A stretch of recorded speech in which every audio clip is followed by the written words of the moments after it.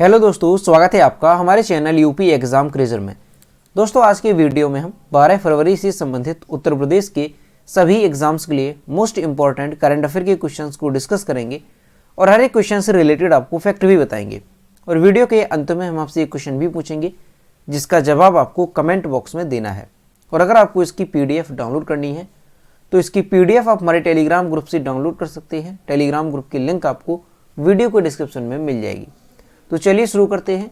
आज का सेशन शुरू करने से पहले हम कल के क्वेश्चंस का रिवीजन करेंगे। कल का पहला क्वेश्चन है, हाल ही में रणजी ट्रॉफी के लिए उत्तर प्रदेश से पार्थ मिश्र एवं अटल रॉय चयनित हुए, इनका संबंध किस जिले से है? इसका जो करेक्ट आंसर है वो है ऑप्शन नंबर बी, प्रयागराज से। अगला क्वेश्चन है, शिक्षा के अंतर्राष्ट्रीयकरण मिशन के अंतर्गत उत्तर प्रदेश की किस यूनिवर्सिटी का नाइजीरिया की यूनिवर्सिटी के साथ करार हुआ यानी समझौता हुआ? इसका जो करेक्ट आंसर है वो है option number C, Lucknow university के साथ। और दोस्तों उत्तर प्रदेश करंट अफेयर की लास्ट 1 ईयर की अगर आपको PDF डाउनलोड करनी है तो इसकी लिंक आपको वीडियो के डिस्क्रिप्शन में मिल जाएगी। वहाँ से आप इस PDF को डाउनलोड कर सकते हैं। इस PDF में हमने जनवरी से लेकर दिसंबर यानी साल 2021 के उत्तर प्रदेश करंट अफेयर के सभी इंपॉर्टेंट क्वेश्चंस को विस्तार पूर्वक बताया है। और दोस्तों इसके साथ ही अगर आपको केवल जनवरी 2022 मंथ की PDF डाउनलोड करनी है तो इसकी लिंक भी आपको वीडियो के डिस्क्रिप्शन में मिल जाएगी। तो वहाँ से आप ये दोनों PDF डाउनलोड कर सकते हैं। और दोस्तों PDF डाउनलोड करने में अगर कोई प्रॉब्लम होती है तो साइट पर आपको WhatsApp नंबर और ईमेल मिल जाएगा जिस पर आप कॉन्टैक्ट कर सकते हैं।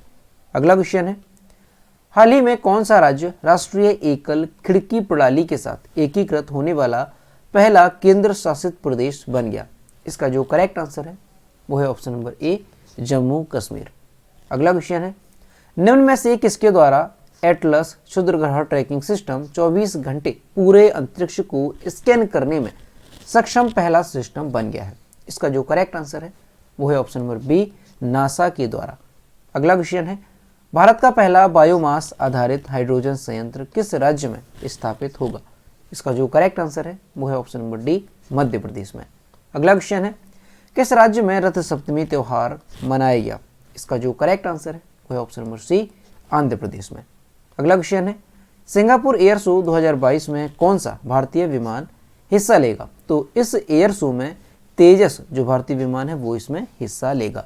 अगला क्वेश्चन है, इमेजिंग म्यूजियम ग्लोबल समिट 2022 का आयोजन कौन सा मंत्रालय करेगा? इसका जो करेक्ट आंसर है वो है ऑप्शन नंबर सी, संस्कृति मंत्रालय। अगला क्वेश्चन है, हाल ही में केंद्र सरकार ने विदेशों से किसके आयात पर प्रतिबंध लगा दिया है? तो अभी जो है केंद्र सरकार ने विदेशी ड्रोन पर जो है प्रतिबंध लगा दिया है, यानी इसका आयात जो है वो नहीं किया जाएगा। तो दोस्तों ये थे कल के क्वेश्चंस जिसका हमने रिवीजन किया। अब हम शुरू करते हैं आज का सेशन। आज का पहला क्वेश्चन है, हाल ही में किस विश्वविद्यालय द्वारा दिव्यांगजन केंद्र की स्थापना की गई? इसका जो करेक्ट आंसर है वो है ऑप्शन नंबर ए, नेहरू ग्राम भारती विश्वविद्यालय। प्रयागराज के नेहरू ग्राम भारती मानित विश्वविद्यालय में अब मूक बधिर बच्चों की पढ़ाई के लिए विशेष इंतजाम किए जा रहे हैं। यहाँ मूक बधिर बच्चों के लिए स्पीच थेरेपी के जरिए स्पेशल क्लास चलाई जाएंगी। वैसे प्रयागराज में तो 5 विश्वविद्यालय हैं, लेकिन नेहरू ग्राम भारती मानित विश्वविद्यालय पहला संस्थान होगा जहाँ पर मूक बधिर बच्चों के लिए यह विशेष प्रबंध किए जा रहे हैं और उनकी बेहतर शिक्षा देने का प्रयास किया जा रहा है। तो दोस्तों काफ़ी इम्पोर्टेंट है क्योंकि प्रयागराज में ये पहला ऐसा विश्वविद्यालय है जहाँ पर मूक बधिर बच्चों के लिए एक स्पेशल क्लास चलाए जाएंगे और ये जो क्लास होंगे ये स्पीच थेरेपी के जरिए चलाए जाएंगे। दोस्तों यहाँ पर जो वर्ड है मानित विश्वविद्यालय, तो मानित विश्वविद्यालय का मतलब क्या होता है? तो उन उच्चतर शिक्षा संस्थानों को मानित विश्वविद्यालय या सम विश्वविद्यालय या फिर आपने सुना होगा डीम्ड यूनिवर्सिटी, तो उन्हें कहते हैं जिन्हें विश्वविद्यालय अनुदान आयोग की सलाह पर भारत सरकार के उच्च शिक्षा विभाग द्वारा इस प्रकार की उपाधि दी जाती है, यानी मानित विश्वविद्यालय की उपाधि इन्हें दी जाती है। और जिन संस्थानों को मानित विश्वविद्यालय घोषित किया जाता है वे विश्वविद्यालय के शैक्षिक स्तरों और विशेष अधिकारों का उपयोग करते हैं। और जो मानित विश्वविद्यालय होते हैं ये शिक्षा के किसी विशिष्ट क्षेत्र में ऊंचे स्तर पर कार्य करने वाले संस्थान होते हैं। और दोस्तों जो डीम्ड यूनिवर्सिटी होते हैं यानी मानित विश्वविद्यालय, तो ऐसी स्थिति में ये जो संस्थान होते हैं, इन्हें न केवल अपने पाठ्यक्रम को निर्धारित करने की पूर्ण स्वतंत्रता होती है, बल्कि प्रवेश नीति, विभिन्न पाठ्यक्रमों के लिए शुल्क, छात्रों के लिए निर्देश भी बनाने की इन्हें स्वतंत्रता होती है।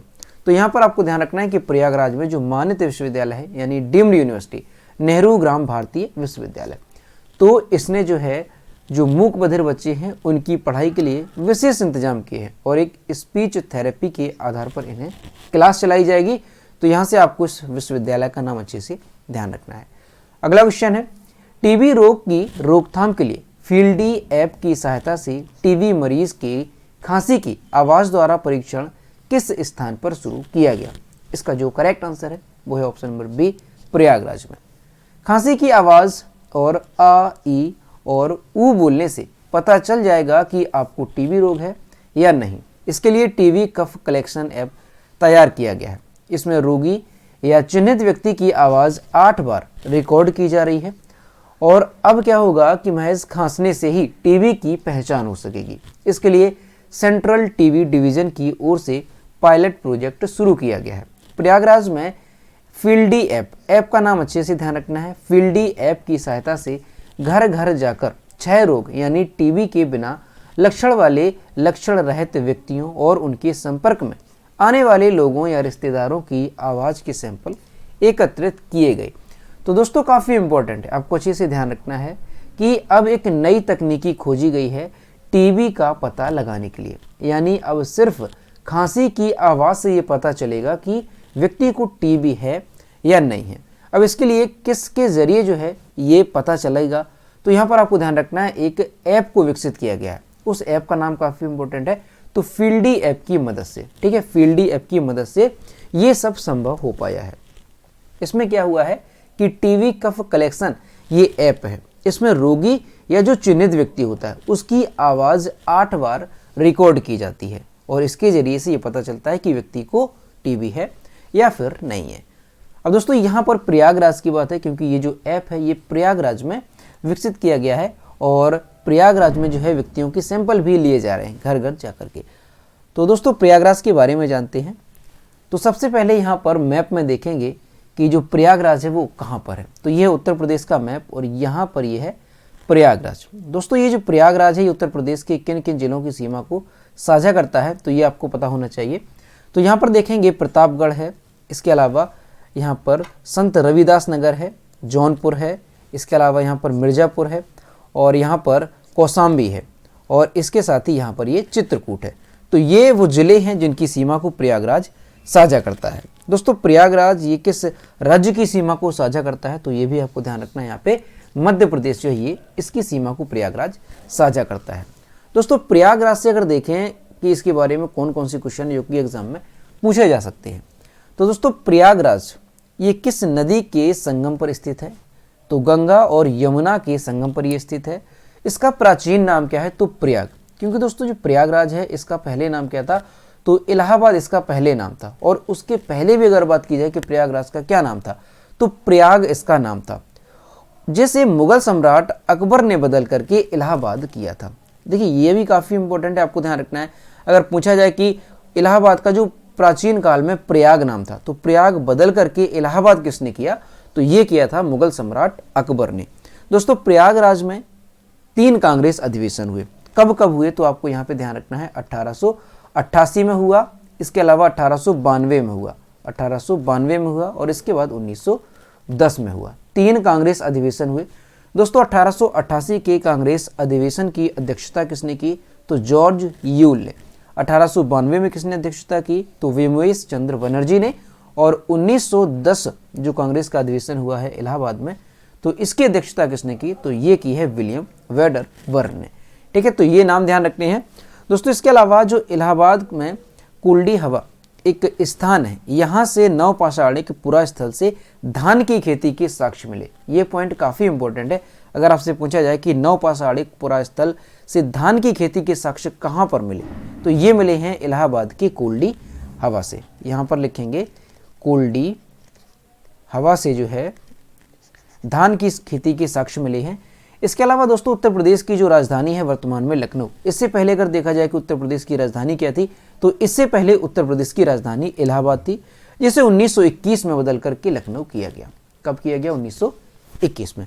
दोस्तों प्रदेश में प्रथम रेलगाड़ी कब चली और कहां से कहां तक चली? तो उत्तर प्रदेश में सर्वप्रथम जो रेलगाड़ी चली थी वो मार्च 1859 में चली थी। कब चली थी? 1859 में, मार्च 1859 में, ध्यान रखना है। और ये कहां से कहां तक चली थी? तो ये चलाई गई थी इलाहाबाद से कानपुर तक। ठीक है, ध्यान रखना है आपको, इलाहाबाद से कानपुर तक ये जो है रेलगाड़ी चलाई गई थी। कब? मार्च 1859 में। दोस्तों इसके साथ ही आपको ध्यान रखना है कि इलाहाबाद यानी प्रयागराज का वन डिस्ट्रिक्ट वन प्रोडक्ट क्या है? तो मूंज उत्पाद प्रयागराज का वन डिस्ट्रिक्ट वन प्रोडक्ट है। तो ये सारी चीजें आपको प्रयागराज से रिलेटेड अच्छे से ध्यान रखनी है। अगला क्वेश्चन है, हाल ही में सचिंद्र नाथ सान्याल की 80वीं पुण्यतिथि मनाई गई। इनका जन्म उत्तर प्रदेश में कहाँ हुआ था?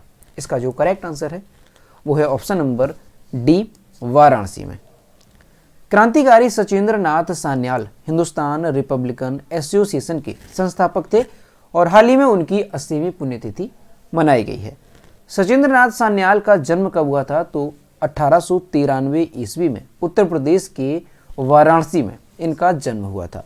वह चंद्रशेखर आजाद और भगत सिंह जैसे क्रांतिकारियों के गुरु थे।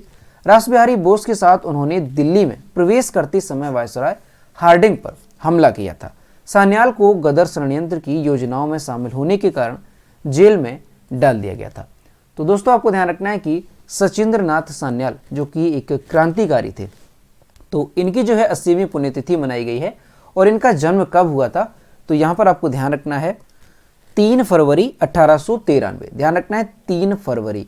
ठीक है, इनका जन्म 3 फरवरी 1893 में हुआ था। कहाँ पर हुआ था? तो उत्तर प्रदेश के वाराणसी में इनका जन्म हुआ था। दोस्तों इनकी मृत्यु कहाँ पर हुई थी? तो ये भी आपको ध्यान रखना है। तो इनकी मृत्यु कहाँ पर हुई थी? तो आपको ध्यान रखना है 7 फरवरी। कब हुई थी? 7 फरवरी 1942 में इनकी मृत्यु हुई थी। और कहाँ पर हुई थी? तो उत्तर प्रदेश के गोरखपुर में इनकी मृत्यु हुई थी। दोस्तों इनसे संबंधित आपको ये ध्यान रखना है कि हिंदुस्तान रिपब्लिकन एसोसिएशन के ये संस्थापक थे। दोस्तों इसके अलावा अगर देखा जाए कि हिंदुस्तान रिपब्लिकन एसोसिएशन यानी HRA के संस्थापक कौन थे? तो सचिंद्र नाथ सान्याल, और इनके साथ ही आपको नाम ध्यान रखना है चंद्रशेखर आजाद और राम प्रसाद बिस्मिल। ठीक है, ये नाम आपको ध्यान रखने हैं। कौन कौन से? एक तो सचिंद्र नाथ सान्याल जो कि इसके अध्यक्ष थे, और इसके अलावा राम प्रसाद बिस्मिल, जोगेश चंद्र चटर्जी और चंद्रशेखर आजाद। तो ये सारे नाम ध्यान रखने हैं जो कि हिंदुस्तान रिपब्लिकन एसोसिएशन के संस्थापक थे। ठीक है, अध्यक्ष कौन थे? तो सचिंद्र नाथ सान्याल इसके अध्यक्ष थे। दोस्तों यहाँ पर एक चीज आपको और ध्यान रखनी है कि जो HRA है इसकी स्थापना हुई कब थी?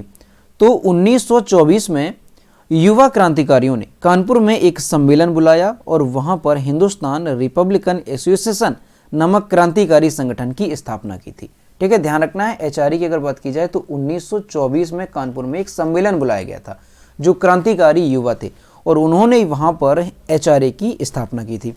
दोस्तों इसके साथ ही आपको एक बात और ध्यान रखनी है कि 1928 में, ठीक है, कब? 1928 में, 1928 में चंद्रशेखर आजाद के नेतृत्व में दिल्ली के फिरोज शाह कोटला मैदान में हिंदुस्तान रिपब्लिकन एसोसिएशन का नाम बदला गया था। और इसका नाम क्या किया गया था? तो हिंदुस्तान सोशलिस्ट रिपब्लिकन एसोसिएशन इसका नाम कर दिया गया था। यानी पहले नाम इसका था HRA। क्या था? HRA, Hindustan Republican association.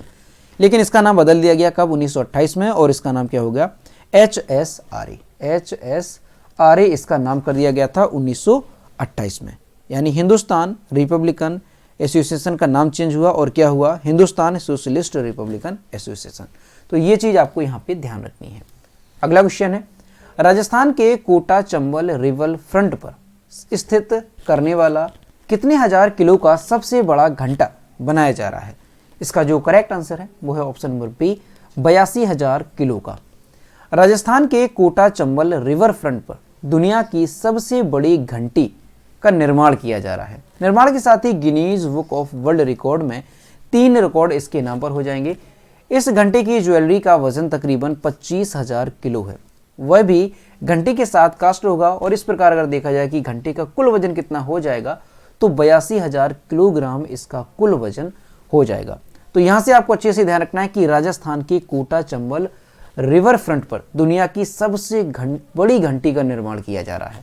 दोस्तों राजस्थान से ये क्वेश्चन आपको और अच्छे से ध्यान रखना है कि अभी कुछ दिन पहले ही राजस्थान के जैसलमेर में, कहां पर, राजस्थान के जैसलमेर में दुनिया का खादी से बना सबसे बड़ा राष्ट्रीय ध्वज फहराया गया था। ठीक है, ये क्वेश्चन मोस्ट इंपॉर्टेंट है कि दुनिया का सबसे बड़ा राष्ट्रीय ध्वज खादी से निर्मित कहां पर फहराया गया, तो राजस्थान के जैसलमेर में। अगला क्वेश्चन है, हाल ही में 10,000 फीट से ऊपर दुनिया की सबसे लंबी राजमार्ग सुरंग के रूप में किस टनल को Guinness book of world record में दर्ज कर लिया गया? इसका जो करेक्ट आंसर है वो है option number A, Atal tunnel Rohtang. World book of records द्वारा अटल टनल को आधिकारिक तौर पर 10,000 फीट से ऊपर दुनिया की सबसे लंबी राजमार्ग सुरंग यानी वर्ल्ड्स लॉन्गेस्ट हाईवे टनल के रूप में प्रमाणित किया गया है। अटल टनल लेह मनाली राजमार्ग पर पूर्वी पीर पंजाल हिमालयी रेंज में रोहतांग दर्रे के नीचे बनी एक राजमार्ग सुरंग है। इसकी लंबाई की अगर बात की जाए कि इसकी लंबाई कितनी है, तो 9.02 किलोमीटर इसकी लंबाई है और ये दुनिया में 10,000 फीट से ऊपर की सबसे लंबी हाईवे सिंगल ट्यूब टनल है। समुद्र तल से इसकी अगर ऊंचाई की बात की जाए कि ये कितनी ऊंची है, तो ये 10,044 फीट ऊंची है। सीमा सड़क संगठन यानी बीआरओ के महानिदेशक लेफ्टिनेंट जनरल राजीव चौधरी ने इसका पुरस्कार प्राप्त किया है। दोस्तों ये क्वेश्चन मोस्ट इंपॉर्टेंट है, आपको ये क्वेश्चन अच्छे से ध्यान रखना है। और इसके अलावा दुनिया की जो सबसे बड़ी घंटी का निर्माण किया जा रहा है, जो भी पिछला क्वेश्चन हमने आपको बताया, वो भी आपको अच्छे से ध्यान रखना है। यहाँ से आने वाले एग्जाम में क्वेश्चन पूछा जा सकता है। तो ये चीज़ यहाँ पे ध्यान रखनी है कि जो दुनिया की सबसे लंबी राजमार्ग सुरंग बनी है 10,000 फीट से ऊपर की, तो उसका रिकॉर्ड जो है वो किसके नाम पर आ गया है, तो वो है अटल टनल के नाम पर। दोस्तों जो अटल टनल है ये कहाँ पर स्थित है, तो ये भी आपको अच्छे से ध्यान रखना है। तो दोस्तों जो अटल टनल ही कहाँ पर स्थित है, तो हिमाचल प्रदेश के रोहतांग में ये अटल टनल स्थित है, जो कि लेह मनाली राजमार्ग पर पूर्वी पीर पंजाल हिमालयी रेंज में स्थित है। ठीक है, दर्रे की अगर बात की जाए तो ध्यान रखना है रोहतांग दर्रे के नीचे बनी ये राजमार्ग सुरंग है। दोस्तों अटल टनल से संबंधित अगर देखें कि कौन कौन सी क्वेश्चन आपको अच्छे से ध्यान रखने हैं अटल टनल से संबंधित, तो दोस्तों पूर्व प्रधानमंत्री स्वर्गीय प्रधानमंत्री अटल बिहारी वाजपेयी ने 3 जून 2000 को 3 जून सन 2000, ध्यान रखना है 3 जून सन 2000 में क्या किया था, उन्होंने रोहतांग दर्रे के नीचे एक टनल का निर्माण करने का ऐतिहासिक निर्णय लिया था। दोस्तों बीआरओ ने स्ट्रोबेग व एफकॉन कंपनी के माध्यम से आधुनिक टनल का निर्माण किया है। और इसकी अगर उद्घाटन की बात की जाए कि किसने इसका उद्घाटन किया, तो आपको ध्यान रखना है प्रधानमंत्री नरेंद्र मोदी ने इसका उद्घाटन किया। और कब किया गया, ध्यान रखना है इसका उद्घाटन कब किया गया, तो इसका जो उद्घाटन है वो किया गया 3 अक्टूबर 2020 में इसका उद्घाटन किया गया। और किसने किया, तो प्रधानमंत्री नरेंद्र मोदी ने इसका उद्घाटन किया। दोस्तों ये जो टनल है ये अपने आप में एक बहुत ही खास टनल है। यानी यहाँ पर अगर बात की जाए सुरक्षा की दृष्टि से, तो आपातकालीन कम्युनिकेशन के लिए प्रत्येक 150 मीटर की दूरी पर टेलीफोन कनेक्शन तथा प्रत्येक 60 मीटर की दूरी पर फायर हाइड्रेंट सिस्टम लगाए गए। इसके अलावा प्रत्येक 250 मीटर की दूरी पर सीसीटीवी कैमरे लगाए गए। और ये जो सीसीटीवी कैमरे होंगे ये साधारण सीसीटीवी कैमरे नहीं है, क्योंकि यहाँ पर जो सीसीटीवी कैमरे लगाए गए हैं ये स्वतः ही घटना का पता लगाने वाले सिस्टम है। क्योंकि यहाँ पर कोई भी अगर घटना होती है तो जो ये सीसीटीवी कैमरे जहाँ पर अधिकारियों से जुड़े होंगे तो उसकी सूचना यहाँ पर खुद ब खुद वहाँ तक पहुँच जाती है। दोस्तों प्रत्येक किलोमीटर दूरी पर एयर क्वालिटी गुणवत्ता निगरानी यहाँ पर लगाया गया है। और 25 मीटर पर निकासी प्रकाश इंडिकेटर पूरी टनल में लगाए गए हैं। इसके अलावा प्रत्येक 50 मीटर की दूरी पर फायर रेटेड डैम्पर्स व प्रत्येक 60 मीटर दूरी पर कैमरे लगाए गए हैं। तो ये इसकी खूबियां हैं सुरक्षा की दृष्टि से अगर देखा जाए। दोस्तों इसके अलावा अगर बात की जाए कि इसके निर्माण में खर्चा कितना आया है, तो दोस्तों अटल टनल की शुरुआत में इसकी जो बात की गई थी तो 1400 करोड़ रुपए आंकी गई थी इसकी जो खर्चा है।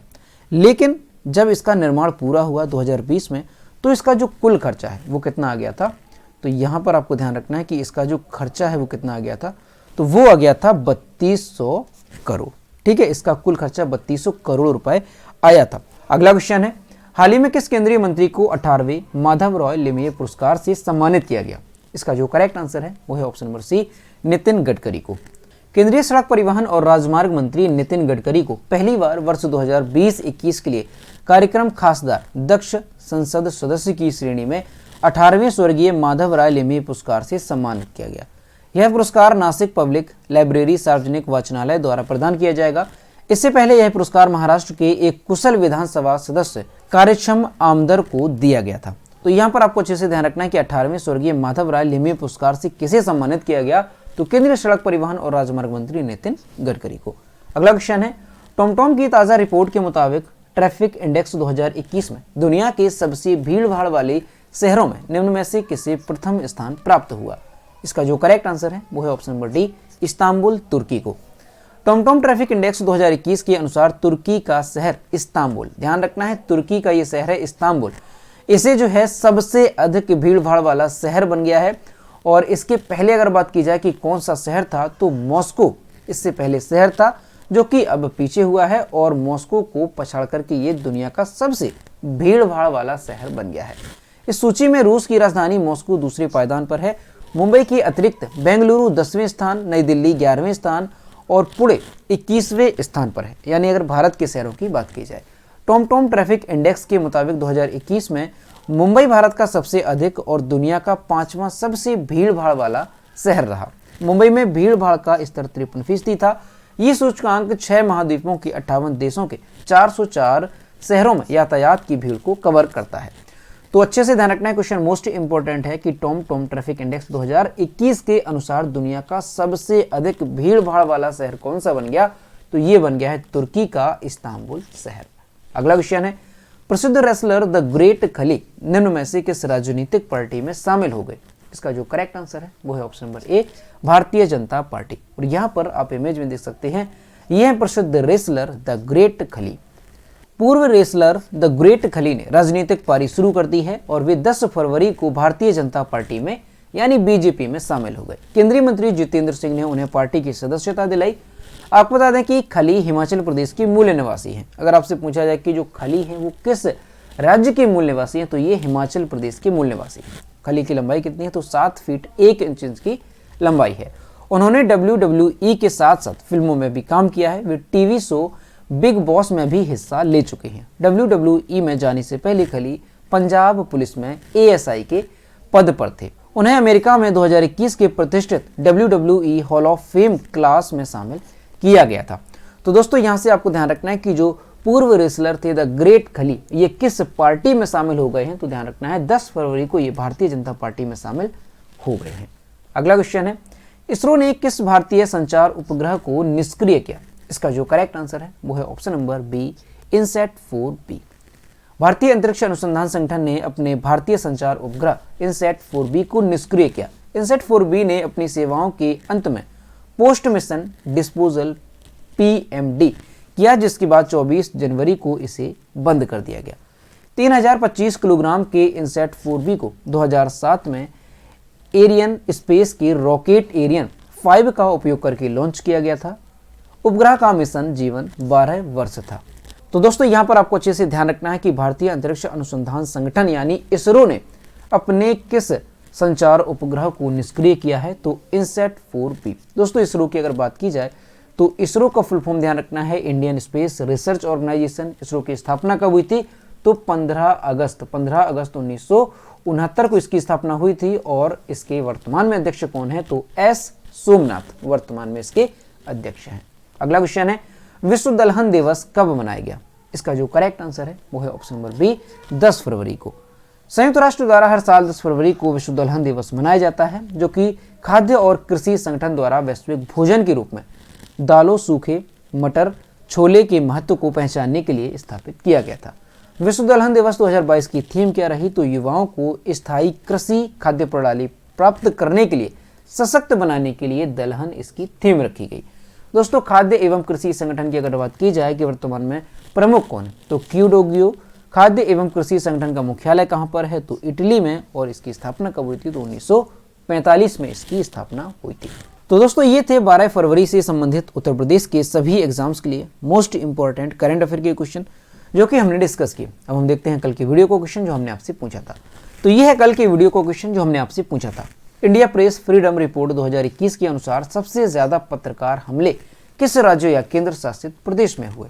इसका जो करेक्ट आंसर था ऑप्शन नंबर बी था, जम्मू कश्मीर, और लगभग सभी स्टूडेंट्स ने इसके सही जवाब किए। और मैं आपसे हर रोज कहता हूं कि जो भी क्वेश्चन आपसे पूछा जाए तो सभी लोग क्वेश्चन का आंसर जरूर किया करो। तो यह है आज का क्वेश्चन, निम्न में से किस राज्य या केंद्र शासित प्रदेश में हाल ही में विश्व का सबसे बड़ा इग्लू कैफे खोला गया? ऑप्शन नंबर ए है जम्मू कश्मीर, बी है लद्दाख, सी है उत्तराखंड और डी है हिमाचल प्रदेश। तो इसका जो भी करेक्ट आंसर है वो आपको कमेंट बॉक्स में बताना है। तो दोस्तों अगर आपको आज का वीडियो पसंद आया हो तो वीडियो को लाइक करें, अपने दोस्तों के साथ शेयर करें, और अगर अभी तक हमारे चैनल पर नए हैं तो चैनल को सब्सक्राइब करना ना भूलें। साथ ही बेल आइकन को भी प्रेस करें ताकि टाइम टू टाइम नोटिफिकेशन आप तक पहुंचता रहे। तो मिलते हैं नेक्स्ट वीडियो में। Thank you.